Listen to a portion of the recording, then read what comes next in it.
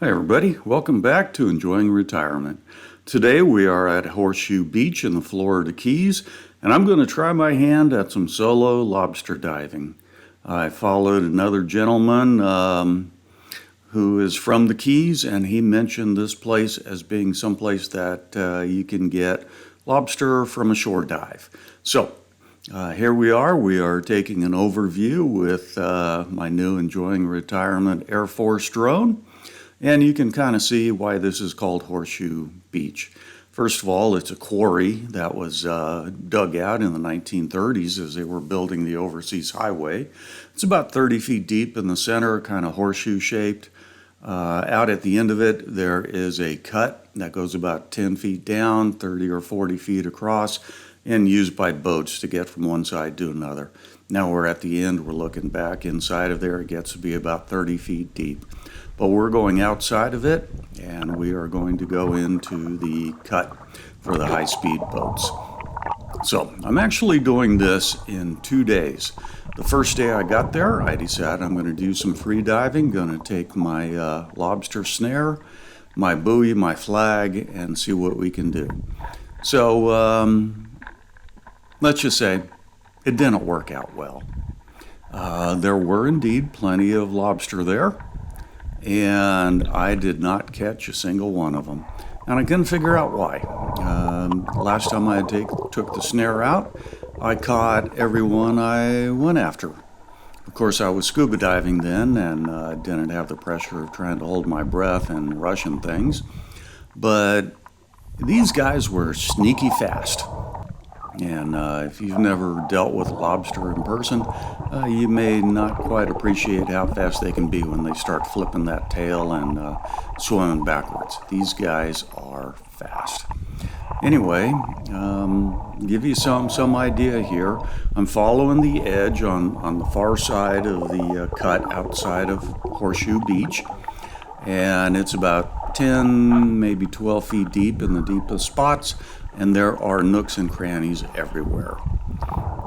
I believe this was built so that the barges could get in there and carry the stone that was cut out of the quarry, creating the now horseshoe-shaped area. That's a great area for swimming. I was in there quite a bit. It's kind of a nursery for all sorts of fish. I probably saw a couple dozen black grouper that were only about a foot long. Lots of southern stingrays, and just hundreds and hundreds of mangrove snappers, mohara, and lots of other fish. So it was a great dive. I enjoyed it. I had a chance to get out there and try my hand at using the snare again, but quite frankly, it was an exercise in frustration. But that's okay. I'm having fun, I'm learning, maybe not learning as fast as I should, but hey, we're out there and I am enjoying retirement. Plus I have an ace in the hole. While I'm free diving, because as I said, it's only about 10 feet deep, you don't need to do much more, but for some reason, these guys were mighty squirrely, mighty fast.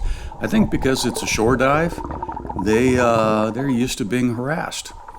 And this is probably not the first time they have seen the green snare. So there's my setup, a dive flag on a buoy. I'm also carrying out a spear gun, but hey, even the pelicans had enough. He was so ashamed for me that he just took off. Okay, so plan B. I'm out the next morning. It's a much clearer, calm day. This time I am going at them with a true tickle stick and a net. Plus, I took out my kayak as well as my scuba gear. So I'm going to stay down on their level the whole time. They are not going to get away from me today. So let's see how I do. Didn't take long. All the lobster were in the same spot where I left them chuckling at me the night before. 1, 2, 3. Oh, if only it were that easy. Well, while I'm trying to cinch up the one, the other two escape, and this guy's a short. So one of the things I learned really quick is I really don't like nets. These things are called spiny lobster because they have sharp protrusions everywhere, and trying to get them out of a net without harming them can be a challenge. But there is no doubt a net is extremely effective at catching lobster. So it's a trade-off. If I were scuba diving with my spear gun going down deeper, I'd still take my snare, just because it's a little more streamlined. But if I'm going to be doing, primarily lobster hunting, then yeah, I'll probably go ahead and take the net. This guy's quite a bit bigger than the first three I had got in the net the first time. So let's take him out, let's measure him. You're required to have that stick, that is the official measurer, and you go from between the eyes back to the end of the body, and as long as you're touching continuous hard shell, it's a keeper. This guy's a keeper. So I'm gonna undo my little lobster motel, take him out of the net, and we're gonna hope he doesn't squirm away while I'm doing all of this. And then once he's free of the net, I'm going to put him tail first into there, and then he will try to escape inside because swimming backwards is their natural escape mechanism. All right, we have a lobster in the bag. What a great start. Lots of nooks and crannies. And if you get into the right spot, there are just lobster almost everywhere. You can see two right there. There's this guy and then one right above him. But we're going to go for the one in the grasses first. Well, snuck away, but not this time. Got him. Unfortunately, he's short. And that's just one of the things. When you don't live in the Keys and you don't do this all the time, everything underwater can look a whole lot larger than it really is. So just treat them gently, get used to them. I could tell right away that guy was too small, so I didn't even try for him. All right, let's go on. Like I said, we're only about in 10 feet of water here, but after being skunked the day before, I wanted every advantage I can get, and I certainly did. So I think I recaptured just about everyone who was laughing at me the night before. And unfortunately, it's going to turn out that the one that I already caught, that was the only one of keeper size, which I guess is another truism of, fishing in Florida. If you have something that is beach accessible or a shore dive to go after lobster, you can guarantee you're not the only one who knows about it. So all of these guys will have been picked over since the beginning of the season a couple months ago. Yeah, you may get some fresh ones come in. Some of these guys may grow a little bit, but by and large, all the mature ones will have already been picked over. But hey, it was fun. It was good practice, and I did my best to make sure I didn't break off any legs, antenna, or anything else.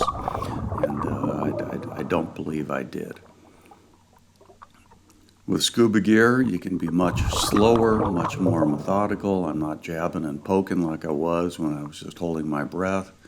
And you just go in there and kind of tickle them out.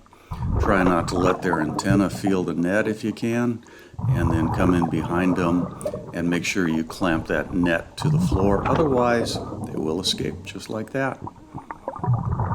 Good news is they generally don't go far when they do. All right, gonna put this up against my gauge, and he is, of course, way too small. But that's part of the learning curve.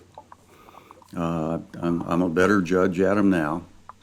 I probably caught about 20 of them, and 19 of them were too small.